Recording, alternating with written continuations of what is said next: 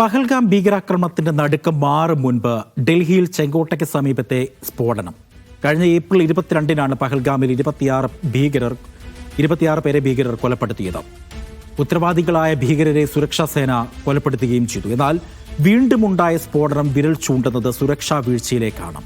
ഡൽഹി പോലീസും രഹസ്യാന്വേഷണ സംവിധാനവും ഇത്തരമൊരു ആക്രമണ സാധ്യത മുൻകൂട്ടി കാണുന്നതിലും സുരക്ഷ ശക്തമാക്കുന്നതിലും പരാജയപ്പെട്ടോ എന്ന ചോദ്യം ഉയരുന്നുണ്ട്.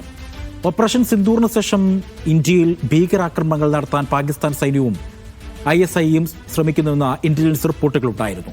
കേന്ദ്ര സർക്കാരിന്റെ നേരിട്ടുള്ള നിയന്ത്രണത്തിലാണ് ഡൽഹിയുടെ സുരക്ഷാ സംവിധാനങ്ങൾ. അതിനാൽ കേന്ദ്ര ഭരണ നേതൃത്വത്തിന് ഉത്തരവാദിത്തങ്ങളിൽ നിന്ന് പിന്മാറാൻ കഴിയില്ല. നമുക്ക് വിശദമായി തന്നെ പരിശോധിക്കാം എന്താണ് ഇന്നലെ അവിടെ സംഭവിച്ചതെന്ന്. ഗ്രാഫിക്സിലൂടെ തന്നെ നമുക്ക് നോക്കാം എന്താണ് ഇന്നലെ ഡൽഹിയിൽ സംഭവിച്ചതെന്ന്. ചെങ്കോട്ടയ്ക്ക് സമീപമാണ് ഈ സ്ഫോടനം നടന്നത്. നമുക്കത് കൃത്യമായി തന്നെ ഇവിടെ കാണാൻ കഴിയും. അതായത് റെഡ് ഫോർട്ടിന്റെയും ഒപ്പം തന്നെ ഇന്ത്യ ഗേറ്റിൻ്റെയൊക്കെ അടുത്ത് ഈ തരത്തിൽ വലിയ രീതിയിലുള്ള സ്ഫോടനം നടക്കുന്നു എന്നുള്ളത് രാജ്യത്തെ സംബന്ധിച്ചിടത്തോളം ഏറെ ഞെട്ടിക്കുന്ന ഒരു വസ്തുത തന്നെയാണ്. ഈ റെഡ് ഫോർട്ടിന് സമീപത്തുള്ള സിഗ്നലിലാണ് അവർ സഞ്ചരിച്ചിരുന്ന I-20 കാർ കുറേ നേരം അവിടെ പാർക്ക് ചെയ്തിരുന്നത് എന്നുള്ളതാണ് എടുത്തു പറയുന്നത്. മറ്റൊന്ന്,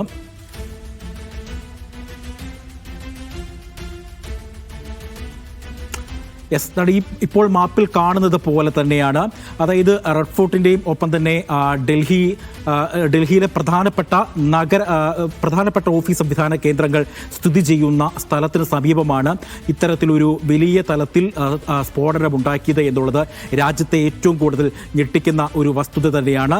ഡൽഹി ജുമാ മസ്ജിദ് ഈ ആക്രമണം നടന്നതിന് 1 കിലോമീറ്ററാണ്. ഇന്ത്യ ഗേറ്റ് എന്ന് പറയുന്നത് 4.2 കിലോമീറ്റർ ദൂരത്താണ് ഇന്ത്യ ഗേറ്റ്. കൊണാട്ട് പ്ലേസ്, ഒപ്പം തന്നെ പാർലമെന്റ് മന്ദിരം എന്നിവ അടങ്ങുന്ന സ്ഥലത്തിന് സമീപമാണ് ഇത്തരത്തിലൊരു സ്ഫോടനം ഇന്നലെ രാത്രി 7 മണിയോടുകൂടെ ഉണ്ടാകുന്നത്. അത് വലിയ തരത്തിൽ സുരക്ഷാ വീഴ്ചയുണ്ടായി എന്നാണ് പ്രതിപക്ഷം അടക്കം ആരോപിക്കുന്നത്. മഹുവ മൊയ്ത്ര MP അടക്കം എന്ന് പറഞ്ഞത് കേന്ദ്ര ആഭ്യന്തരമന്ത്രി അമിത്ഷാ രാജിവെക്കണം, രാജ്യം കാക്കാൻ അറിയില്ല എങ്കിൽ ആഭ്യന്തരമന്ത്രി സ്ഥാനത്തിൽ നിന്ന് അദ്ദേഹം രാജിവെക്കണമെന്നാണ് മഹുവ മൊയ്ത്ര ഉൾപ്പെടെ പറഞ്ഞത്. അത് പറയാനുള്ള പ്രധാനപ്പെട്ട കാരണം ഇത്തരത്തിൽ വലിയ രീതിയിൽ നയതന്ത്രപരമായ ഓഫീസുകൾ സ്ഥിതി ചെയ്യുന്ന, ഒപ്പം തന്നെ രാഷ്ട്രപതി ഭവൻ അടക്കം സ്ഥിതി ചെയ്യുന്ന മേഖലകൾ, കൊണാട്ട് പ്ലേസ് അടക്കം പാർലമെന്റ് മന്ദിരം അടക്കം ഇന്ത്യ ഗേറ്റ് അടക്കം സ്ഥിതി ചെയ്യുന്ന ഈ തന്ത്രപ്രധാനമായ സ്ഥലത്താണ് ഈ സ്ഫോടനം നടന്നത് എന്നുള്ളതാണ് ഞെട്ടിക്കുന്ന മറ്റൊരു വെളിപ്പെടുത്തൽ. അതിനുശേഷം നമുക്ക് ഒരു ചിത്രവും കൂടിയുണ്ട്. ആ ചിത്രം പരിശോധിക്കാം.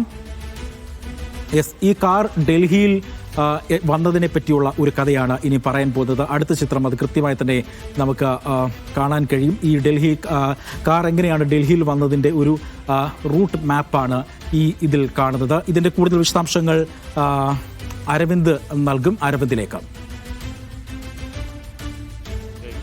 ഡൽഹിയിലെ ചെങ്കോട്ട പരിസരത്തുണ്ടായ സ്ഫോടനത്തിന്റെ അന്വേഷണ ചുമതല NIA ഏറ്റെടുത്തിരിക്കുകയാണ്. കേന്ദ്ര ആഭ്യന്തരമന്ത്രി അമിത്ഷായുടെ അധ്യക്ഷതയിൽ ചേർന്ന യോഗത്തിന് പിന്നാലെയാണ് കേസ് NIAക്ക് കൈമാറാനുള്ള ആഭ്യന്തര മന്ത്രാലയത്തിന്റെ തീരുമാനം ഉണ്ടായിരിക്കുന്നത്. ഇനി കേസന്വേഷണം പൂർണ്ണമായും NIAയുടെ നിയന്ത്രണങ്ങളിൽ ആയിരിക്കും. അതേസമയം ഈ കേസുമായി ബന്ധപ്പെട്ട ഒരു പ്രാഥമിക അന്വേഷണ റിപ്പോർട്ട് ഇപ്പോൾ ഡൽഹി പോലീസ് ആഭ്യന്തര മന്ത്രാലയത്തിന് സമർപ്പിച്ചിട്ടുണ്ട്. എങ്ങനെയാണ് ഈ സ്ഫോടനം ഉണ്ടാകുന്നത് വരെ, അതായത് രാവിലെ 8 മണിയോടുകൂടിയാണ് ഈ വാഹനം ഡൽഹിയിലേക്ക് പ്രവേശിക്കുന്നത്. പിന്നീട് 1 മണിയോടുകൂടി വാഹനം കശ്മീരി ഗേറ്റ് പരിസരത്തൂടെ 3:19 ആയപ്പോൾ സുനേരി പാർക്കിലേക്ക് എത്തുന്നു. അവിടെ ഏകദേശം 3 മണിക്കൂറോളമാണ് ഈ വാഹനം നിർത്തിയിട്ടിരുന്നത്. പിന്നീട് 6:22 വാഹനം ഈ സുനേരി പാർക്കിൽ നിന്ന് പുറത്തേക്ക് വരികയും പിന്നീട് 6:52 ഈ ചെങ്കോട്ടയ്ക്ക് പുറത്തെ Lal Qila metro station gate number 1 സമീപം ഒരു പൊട്ടിത്തെറി ഉണ്ടാവുകയും ചെയ്തത്. എന്തായാലും ഫരീദാബാദ് ഭീകര സംഘവും ആയി കേന്ദ്രീകരിച്ചുകൊണ്ടുള്ള അന്വേഷണം പോലീസിന്റെ ഭാഗത്തുനിന്നും അതുപോലെ തന്നെ NIAയുടെ ഭാഗത്തുനിന്നും നടക്കുമെന്ന് രാജ്യത്തിന്റെ വിവിധ ഇടങ്ങളിലാണ് വലിയ രീതിയിലുള്ള പരിശോധനകൾ നടക്കുകയും ഫരീദാബാദിൽ നിന്ന് കൂടുതൽ സ്ഫോടക വസ്തുക്കൾ പിടിച്ചെടുക്കുകയും ചെയ്തു. ഇന്ന് ഏകദേശം 60 കിലോളം സ്ഫോടക വസ്തുക്കളാണ് ഇന്ന് പിടിച്ചെടുത്തത്. അതേപോലെ തന്നെ ഉമർ മുഹമ്മദ് എന്ന വ്യക്തിയെ കേന്ദ്രീകരിച്ചുകൊണ്ടുള്ള അന്വേഷണവും ഇപ്പോൾ NIAയുടെ ഭാഗത്തുനിന്ന് പുരോഗമിക്കുകയാണ്. കാരണം ഈ ഉമർ മുഹമ്മദാണ് ഈ I-20 വാഹനം ഓടിച്ചിരുന്നത്. ഉമർ മുഹമ്മദിനെ തിരിച്ചറിയാൻ, കാരണം ഈ സ്ഫോടനത്തിൽ ഉമർ മുഹമ്മദും കൊല്ലപ്പെട്ടു എന്നതാണ് പോലീസിന്റെ ഒരു വിലയിരുത്തലുള്ളത്. ആ ഉമർ മുഹമ്മദിനെ തിരിച്ചറിയാൻ വേണ്ടിയുള്ള DNA സാമ്പിളുകളടക്കം ശേഖരിച്ചിട്ടുണ്ട്. അതുപോലെ തന്നെ ഉമർ മുഹമ്മദിന്റെ മാതാവും പിതാവും അതുപോലെ തന്നെ സഹോദരനും ആ പോലീസ് കസ്റ്റഡിയിലാണ്.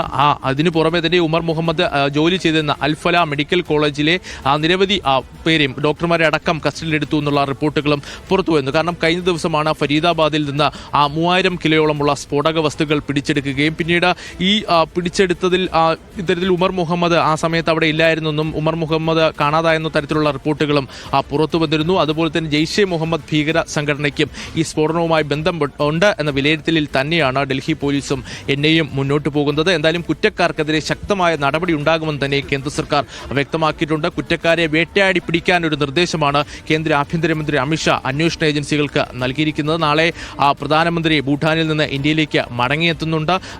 സുരക്ഷാ കാര്യങ്ങൾക്കുള്ള മന്ത്രിസഭാ സമിതി യോഗവും നാളെ ചേരും. അതുപോലെ തന്നെ ഒരു അടിയന്തര മന്ത്രിസഭാ യോഗവും നാളെ ചേരുമെന്ന് തന്നെ പ്രതീക്ഷിക്കുന്നു. എന്തായാലും നിരവധി ചോദ്യങ്ങളാണ് അന്വേഷണ ഏജൻസികൾക്ക് മുൻപാകെ ഉള്ളത്. എത്തരത്തിലുള്ള സുരക്ഷ, കാരണം ഇത്തരം ഒരു തന്ത്രപ്രധാന മേഖലയിൽ എങ്ങനെയാണ് ഒരു സുരക്ഷാ വീഴ്ചയുണ്ടെന്ന് അടക്കമുള്ള കാര്യങ്ങളിൽ കേന്ദ്ര സർക്കാർ വരും ദിവസങ്ങളിൽ മറുപടി പറയേണ്ടി വരും. യെസ്, തീർച്ചയായിട്ടും അരവിന്ദ് സൂചിപ്പിച്ച ഒരു ചോദ്യമുണ്ട്. തന്ത്രപ്രധാനപരമായ സ്ഥലങ്ങളിൽ എങ്ങനെയാണ് സ്ഫോടനം നടന്നത്? കൃത്യമായ ഉത്തരം കേന്ദ്ര സർക്കാർ അതിന് പറയേണ്ടി വരും. കൃത്യമായ പഴുതുടച്ചുള്ള അന്വേഷണങ്ങൾ നടക്കുമ്പോഴും എങ്ങനെയാണ് ഇത് സംഭവിച്ചത്? നമുക്ക് നോക്കൂ, ഈ ഗ്രാഫിക്സിൽ തന്നെ നമ്മൾക്ക് അത് അറിയാൻ കഴിയും. ആ കാർ സഞ്ചരിച്ചിരുന്ന ഒരു റൂട്ട് മാപ്പാണ് പ്രേക്ഷകർ ഇപ്പോൾ കാണുന്നത്. എന്തായാലും ഒട്ടനവധി ചോദ്യങ്ങൾ ഇപ്പോഴുമുണ്ട്. ഈ ചോദ്യങ്ങൾക്കൊക്കെ തന്നെയും കൃത്യമായ ഉത്തരം നമുക്ക് കിട്ടേണ്ടി ഉണ്ട് എന്നുള്ളതാണ്. യെസ്, കാർ 3:19 ഈ കാർ ഡൽഹിയിൽ എത്തുന്നത്. ഉച്ചയ്ക്ക് 3:19 കാർ ഡൽഹിയിൽ എത്തുന്നു. പിന്നീട് 6:48 വൈകുന്നേരം 6:48 ഈ വാഹനം പുറത്തേക്ക് പോകുന്നു. അടുത്തതായി 6:52 അവിടെ സ്ഫോടനം നടക്കുന്നത് എന്നുള്ളതാണ് ഞെട്ടിക്കുന്ന ഒരു വസ്തുത. എന്തായാലും കൃത്യമായ ഉത്തരങ്ങൾ വേണം. ആരാണ് ഇതിന് പിന്നിൽ? ഇതൊരു ചാവേർ ആക്രമണമാണോ അതോ മറ്റേതെങ്കിലും തരത്തിലുള്ള നീക്കങ്ങൾ ഉണ്ടോ എന്നുള്ളത് കൃത്യമായ ഉത്തരം തരേണ്ടത് കേന്ദ്ര സർക്കാർ തന്നെയാണ്. മറ്റൊരു വിഷയവുമായി ഇടവേള കഴിഞ്ഞ് കാണാം.